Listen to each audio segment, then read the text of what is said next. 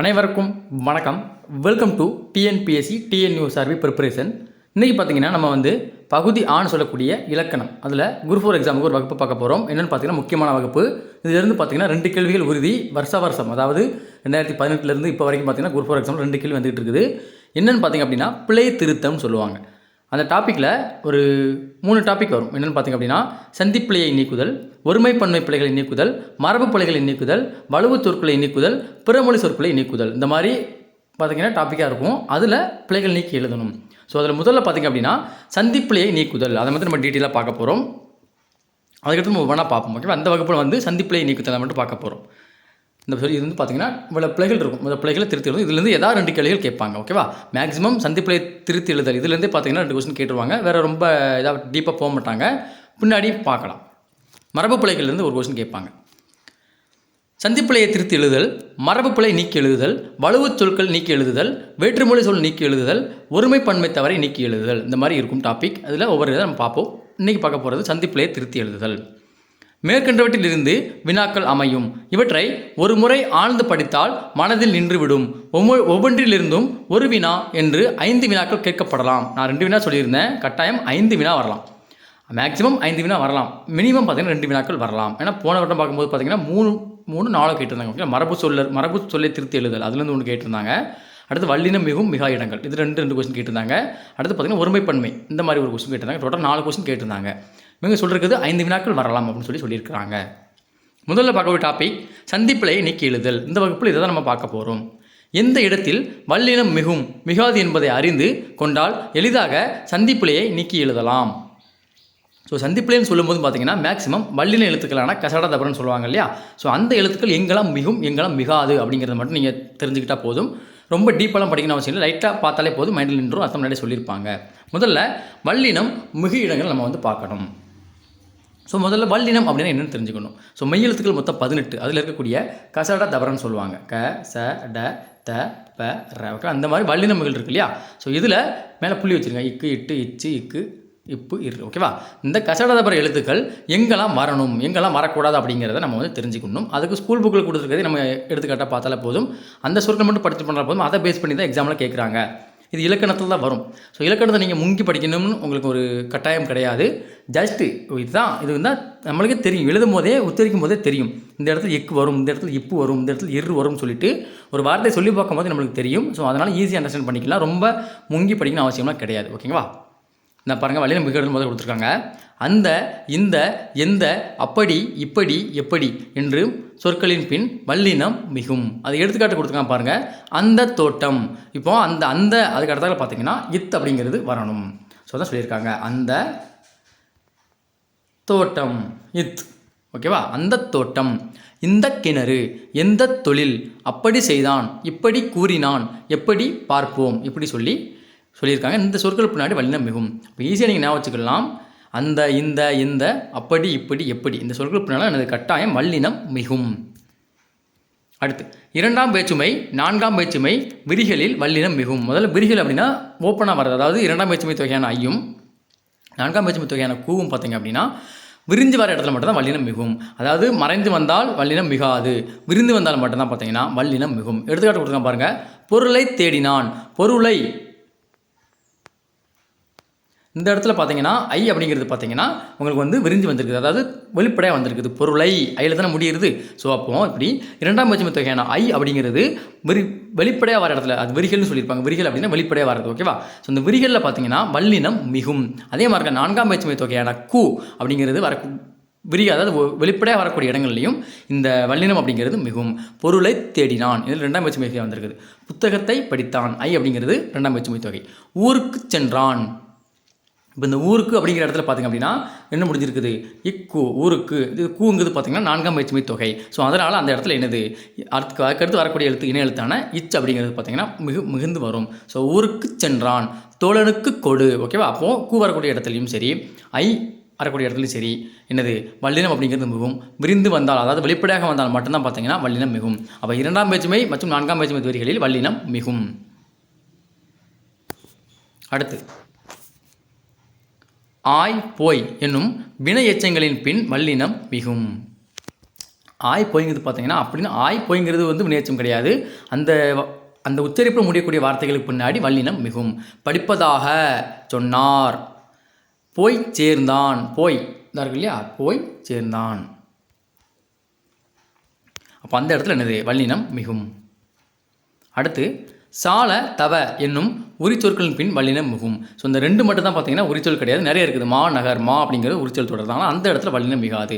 உரிச்சொல் தொடரில் 2 எழுத்துக்கு முன்னாடி மட்டும்தான் பார்த்தீங்க அப்படின்னா உரிச்சொல் தொடரில் வல்லினம் மிகும். எதெல்லாம் மட்டும் சால மற்றும் தவ அப்படிங்கிற 2 வார்த்தைகளுக்கு பின்னால் மட்டும்தான் பார்த்தீங்கன்னா வல்லினம் மிகும், மற்ற இடத்துல மிகாது. ஓகேவா? ஸோ அதாவது மா அப்படிங்கிறதும் ஒரு உரிச்சொல் தொடர் தான். அடுத்து தவ, அடுத்து பார்த்தீங்கன்னா நனி அப்படிங்கிறது ஒரு உரிச்சொல் தொடர் தான். ஓகேவா? அந்த தொடர்கள்லாம் மிகாது. உரிச்சொல் தொடரில் 2 வார்த்தைகளுக்கு மட்டும்தான் வல்லினம் மிகும். சால தவ, அதுக்கு எடுத்துக்காட்டு கொடுத்துருக்க பாருங்கள். சால பேசினான், அப்போ இப்போ அப்படிங்கிறது வரும். தவ சிறந்தது, தவ சிறி அப்படிங்கிறது இடத்துக்கு முன்னாடி அது வல்லினம் மிகும். அது மாதிரி சால சிறந்தது, அப்போ இச்சு அப்படிங்கிறது அந்த இடத்துல வரணும். அடுத்து 2, 3, 4, 5ஆம் வேற்றுமை உறுப்பும் உடன்தொக்க தொகைகளின் பின் மிகும். அதாவது வேற்றுமை உறுப்பு வேறு, வேற்றுமை தொகை வேறு, வேற்றுமை உறுப்பும் உடன்தொக்க தொகை வேறு. அது எடுத்துக்காட்டு கொடுத்துருக்க பாருங்கள். தண்ணீர் பானை, மரப்பலகை, சட்டை துணி. உருவும் உடன்தொக்க தொகைனா ஒன்றும் இல்லை. ஸோ ஒரு பொருளினுடைய அந்த பயனை குறிக்கக்கூடியது. இப்போ தண்ணீர் பானை அப்படிங்கிறது என்னென்னா பானையில் தண்ணீர் சேமித்து வைப்பாங்க, அப்போது இந்த மாதிரி வரக்கூடியது உருவும் உடன்தொக்க தொகை. மரப்பலகை, மரத்தில் தான் பலகை செய்ய முடியும், அப்படி தான். ஸோ அது அப்படி வரக்கூடிய தொகைகள் பின்னாடி என்னது வல்லினம் மிகும். சட்டை துணி, துணியிலிருந்து சட்டை வரலாம், இந்த மாதிரி சொற்களுக்கு பின்னாடி வல்லினம் மிகும். ஓரெழுத்து சொற்களின் சிலவற்றின் பின்பும் வல்லினம் மிகும். தைப்பாவை, தைங்கிறது என்னது ஒரு ஓரெழுத்து ஒருமொழி. அதுக்கு ஒரு தைனா தைத்தல் அப்படிங்கிற பொருள் வரக்கூடியது. தீச்சுடர், தீ அப்படிங்கிறது ஒரு ஓரெழுத்து ஒரு மொழி தான். ஸோ அதில் ஒரு சில சொற்கள் மட்டும்தான் மிகும். கிட்டத்தட்ட 42 ஓரெழுத்து ஒரு மொழி இருக்குது. ஸோ 42லையும் பார்த்தீங்கன்னா இந்த வல்லினம் மிகும்னு கேட்டிங்கன்னா மிகாது. ஒரு சில சொற்களின் பின் மட்டும்தான் பார்த்தீங்க அப்படின்னா இந்த வல்லினம் மிகும். அது எடுத்துக்காட்டு கொடுத்துருக்காங்க. தைப்பாவை, தீச்சுடர், இதெல்லாம் என்னது மிகக்கூடியது. ஈறுகட்ட எதிர்மறை பெயரெச்சத்தின் பின் வல்லினம் மிகும். ஓடா புலி, வளையா சொல், இதெல்லாம் என்னது ஓடா வளையா அந்த மாதிரி ஈறுகட்ட எதிர்மறை பெயரெச்சம், அதாவது எச்சத்தின் பின்னாடி வல்லினம் மிகும். வன்தொடர் குச்சியல் உரத்தின் பின் வல்லினம் மிகும். அதாவது குச்சியல் உரம் தெரியும் உங்களுக்கு. அதில் பார்த்தீங்கன்னா 6 இருக்கும். வன்தொடர், மண்தொடர், ஆயுதத்தொடர், குறுக்கத்தொடர், அந்த மாதிரி 6 இருக்கும். ஸோ அதில் வன்தொடர் குச்சியல் உரத்தின் பின் மட்டும்தான் வல்லினம் மிகும். ஏன்னா வல்லினம் அப்படின்னாலும் என்னது வன்தொடர்னா ஒன்றும் இல்லை. வன்தொடர் குச்சியல் உரம்னா வல்லின எழுத்துக்கள் பின்னாடி இந்த குறைந்து இருக்கக்கூடிய உகரம் வரதுனால அது வந்து வன்தொடர் குச்சியல் உகரம் சொல்லுவாங்க. ஸோ அப்போது வன்தொடர் குச்சியல் உகரத்தின் பின் மட்டும்தான் பார்த்தீங்கன்னா வல்லினம் மிகும். அது எடுத்துக்காட்டு 10 பாட்டு, 8 தொகை, இதெல்லாம் என்னது வன்தொடர் குச்சியல் உகரம். எப்படி 10 பாட்டு 8 பாட்டு? ஸோ 10 பாட்டு அப்படிங்கிறது இது. ஓகேவா?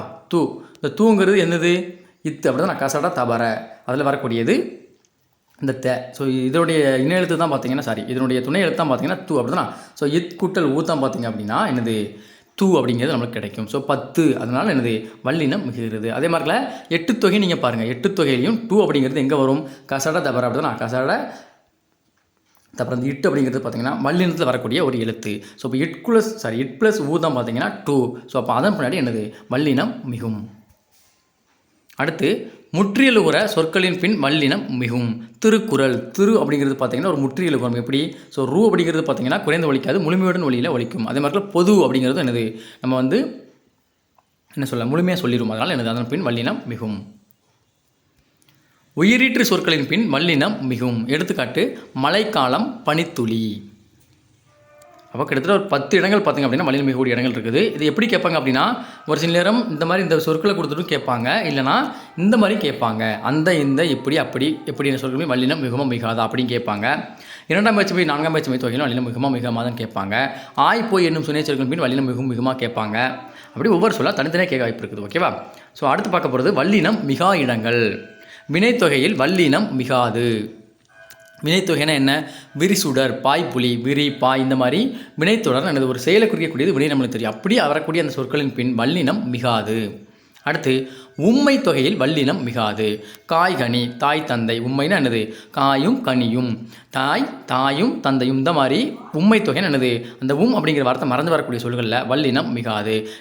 இரவு பகல், இரவும் பகலும், இந்த மாதிரி வரங்கள் என்னது வல்லினம் மிகாது. அடுத்து 2ஆம் வேற்றுமை தொகையில் வல்லினம் மிகாது. நம்ம மேலே பார்த்தோம் 2ஆம் மற்றும் 4ஆம் வேற்றுமை விரியில் மட்டும்தான் வல்லினம் மிகும். ஆனால் இங்கே பார்த்திங்க அப்படின்னா 2ஆம் வேற்றுமை தொகையில் வல்லினம் மிகாதுன்னு கொடுத்துருக்குறாங்க. தமிழ் கற்றார், கதை சொன்னார். இப்போ கதை அப்படிங்கிற இடத்துல பார்த்திங்க அப்படின்னா ஐ அப்படிங்கிறது வரும். ஓகேவா? ஆனால் இது வந்து பார்த்திங்க அப்படின்னா இரண்டாம் வேற்றுமை தொகை தான். அது விரிஞ்சு வரும், இது மறைஞ்சு வரும். ஓகேவா? தமிழை கற்றார் அப்படின்னு வரணும். கதையை சொன்னார் அந்த மாதிரி வரும். இது வந்து பார்த்திங்கன்னா விரி கிடையாது, மறைஞ்சு வரக்கூடியது. அதனால் இதில் வல்லினம் மிகாது. வியங்கோல் உணைமுற்றுக்கு பின் வல்லினம் மிகாது. கற்க கசடர வாழ்க தமிழ் இந்த மாதிரி வரக்கூடிய வியங்கோல் வினைமுற்றில் வல்லினம் மிகாதுன்னு சொல்லியிருக்காங்க. அடுத்து விழித்தொடரில் வல்லினம் மிகாது. கண்ணா பாடு, அண்ணா பாடு, நண்பா வா இந்த மாதிரி விழித்தொடரில் பார்த்திங்க அப்படின்னா என்னது வல்லினம் மிகாது. அத்தனை, இத்தனை, எத்தனை என்னும் சொற்களுக்கு பின் வல்லினம் மிகாது. அத்தனை பழங்கள், இத்தனை பழங்கள், எத்தனை கால்கள், ஓகேவா? அந்த மாதிரி சொற்களுக்கு பின்னாடி எனது வல்லினம் மிகாது. இப்படி நீங்கள் இதை மனப்பாடம் பண்ணலாம் கூட ஒரு சொல்ல நீங்கள் ஒரு தடவைக்கு ஒரு 10 தடவை சொல்லி பாருங்கள், உங்களுக்கே தெரிஞ்சிடும். ஸோ இந்த இடத்துல இப்பு வரும், இந்த இடத்துல இக்கு வரும்னு சொல்லி உங்களுக்கே தெரிஞ்சிடும். ரொம்ப சிம்பிள் தான். இரட்டை கிளவியிலும் அடக்குத்தொடரிலும் வல்லினம் மிகாது. கலகலகலா இதெல்லாம் என்னது உங்களுக்கு வல்லினம் மிகாது. பாம்பு பாம்பு பாம்பு, வருக வருக வருக, வா வா வா வா அந்த மாதிரி சொற்கள் பின் வல்லினம் மிகாது. இது ஈஸியாக உங்களுக்கு தெரிஞ்சிருக்கும் ஆல்ரெடி. அவை இவை என்னும் சுட்டு சொற்களின் பின் வல்லினம் மிகாது. அந்த இந்த அதுவும் சுட்டு சொற்கள் தான், ஆனால் அதில் வல்லினம் மிகும். ஆனால் அவை இவை இப்படி 2 சுட்டு சொற்களில் பார்த்தீங்கன்னா வல்லினம் மிகாது. அவை சென்றன, இவை வந்தன, இவை செய்தன இந்த மாதிரி சொற்கள் பின் வல்லினம் மிகாது. அது இது என்னும் 8 சொற்களின் பின் வல்லினம் மிகாது. அது பிறந்தது, இது கடித்தது, அது வந்தது, இது போனதுன்னு சொன்னாலும் அப்போ இதில் என்னது வல்லினம் மிகாது. அடுத்து எது அது என்னும் வினை சொற்களின் பின் வல்லினம் மிகாது. எது பறந்தது, யாது தந்தார், அல்லது எது தந்தார், அது தந்தார், அவர் தந்தார், ஓகேவா? சாரி, அது வராது. எது சென்றது, ஓகேவா? அது பறந்து கேட்டிருக்காங்க, அதில் வல்லினம் மிகாது. ஸோ அது மாதிரி வல்லினம் மிகும் இடங்கள் 10 இருக்குது, வல்லினம் மிக இடங்கள் 10 இருக்குது. இந்த 10 நீங்கள் வந்து நல்லா படிச்சுட்டு போங்க. அதாவது 2 கொஸ்டின் போட்டுடலாம். வல்லினம் மிகுல ஒன்று கேட்பாங்க, வல்லினம் மிகால ஒன்று கேட்பாங்க. ஸோ 2 கொஸ்டின் ஆயிடுச்சு. ஓகேவா? ஸோ அடுத்து பார்க்க போகிறது உருபும் பயனும் உடன்தொக்க தொகை என்றால் என்ன, அதை பார்க்க போகிறோம். ஒரு தொடரில் வேற்றுமை உருபும் அவற்றை விளக்கும் பயனும் மறைந்து வருவது உடனும் பயனும் உடன்தொக்க தொகை எனப்படும்.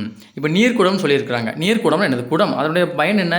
நீரை சேமித்து வைக்கக்கூடியது. ஸோ அப்போ அது மறைஞ்சு வருது, அப்படி தான் நீர்க்குடம் சொல்லிட்டு மறைஞ்சு வருகிறது. அதனால் இது வந்து என்னது? உருபும் அவற்றை விளக்கும் பயனும் என்னது?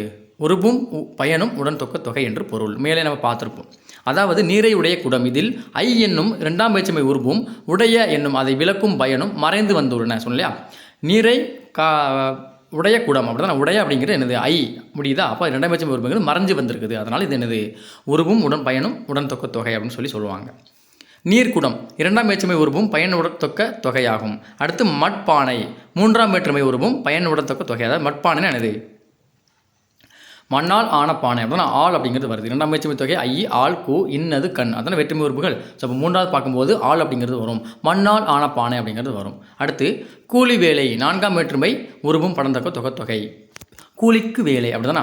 ஸோ கூலிக்கு தான் வேலை கொடுப்பாங்க அப்படிதானா? சாரி, வேலைக்கு கூலி கொடுப்பாங்க. அப்போ என்னது? மறைஞ்சு வருது. கூ, ஐயாள் கூ, 4ஆம் வேற்றுமை தொகை வந்து கூ, அது மறைஞ்சு வருதுனால 4ஆம் வேற்றுமை உருவும் பயனும் உடன்தொக்க தொகையாகும். அடுத்து தொட்டி தண்ணீர் 5ஆம் வேற்றுமை உருவும் பயனும் உடன்தொக்க தொகை. எப்படி தொட்டி தண்ணீர் வரலாம்? இன் அப்படிதானா? ஸோ தொட்டியின் தண்ணீர் அப்படிங்கிற மாதிரி வரும். அப்போ அது வந்து இன்னது கண் அப்படின்னா இன் அப்படிங்கிறது பார்த்தீங்கன்னா ஐ, ஆள், கூ, இன்னுங்கிறது பார்த்தீங்கன்னா 5ஆம் வேற்றுமை தொகை. வீட்டு பூனை 7ஆம் வேற்றுமை உருவும் பயனும் உடன்தொக்க தொகை ஆகும். 6ஆம் வேற்றுமை தொகை என்னாச்சு? 6ஆம் வேற்றுமை தொகையில் பார்த்தீங்கன்னா பயன்தரும் சொல் எதுவுமே கிடையாது அப்படின்னு சொல்லிட்டாங்க. ஐயாளுக்கும் இன்னது கண் அப்படிதானா? கண்ணுங்கிறது பார்த்தீங்கன்னா 7ஆம் வேற்றுமை உறுப்பு தொகை. வீட்டின் கண் பூனை அப்படின்னு சொல்லுவாங்க. இது 7ஆம் வேற்றுமை உறுப்புக்கூடிய பயனும் உடன்தொக்க தொகையாகும். 6ஆம் வேற்றுமை கிடையாது. ஏன்னா 1க்கும் 8க்கும் ஆல்ரெடி என்னது கிடையாது? வேற்றுமை உறுப்புகள் கிடையாது. அதை மைண்ட் வச்சுக்கணும். ஸோ இதோட பார்த்திங்க அப்படின்னா இந்த முதல் டாபிக் அப்படிங்கிறது முடிஞ்சிருச்சு. ஸோ அடுத்த டாப்பிக்கில் பார்த்தீங்கன்னா இதை பார்க்கணும். இது நறுக்கு பாருங்கள். இப்போ பார்த்தது சந்திப்புலை நீக்குதலில் நம்ம பார்த்துருக்கோம். என்னெல்லாம் பார்த்துருக்கோம்? சந்திப்புலை நீக்குதலில் வல்லினம் மிகுமிடங்கள், மிகாமிடங்கள். அடுத்து பார்த்திங்க அப்படின்னா உருவும் பயனும் உடன்தொக்க தொகை, அதை நம்ம டீட்டெயிலாக பார்த்துருக்குறோம். இதுதான் முக்கியமான கொஸ்டின்ஸு. இதுலேருந்து 3 கொஸ்டின் உங்களுக்கு உறுதியாயிரும். அடுத்து பார்த்திங்க அப்படின்னா நம்ம வந்து ஒருமைப்பன்மை நீக்குதல், அடுத்து மரபு பிழைகள் நீக்குதல், இதெல்லாம் ஒவ்வொரு வகையும் நம்ம பார்ப்போம். ஓகேவா? ஸோ நம்ம சேனலை மறக்காமல் சப்ஸ்கிரைப் பண்ணிக்கோங்க. உங்களுடைய குரூப் 4 படிக்கிற உங்களோட ஃப்ரெண்டுக்கு வீடியோ மேக்ஸ் வேர் பண்ணி விடுங்க. இதுலேருந்து 2 கொஸ்டின் உறுதி, கட்டாயம் 2 கொஸ்டின் உறுதி. ஓகேவா? வல்லினம் மிகுமிடங்கள், வல்லினம் மிகாமிடங்கள் ஒரு கொஸ்டின், இதில் ஒரு கொஸ்டின், 2 கொஸ்டின் கட்டாயம் கேட்பாங்க. ஸோ நன்றி, வணக்கம். அடுத்த வீடியோ நம்ம சந்திப்போம். இதுக்கான PDF வந்து நம்ம டெலிகிராம் சேனலில் கொடுத்துருக்கேன், செக் பண்ணி பாருங்கள்.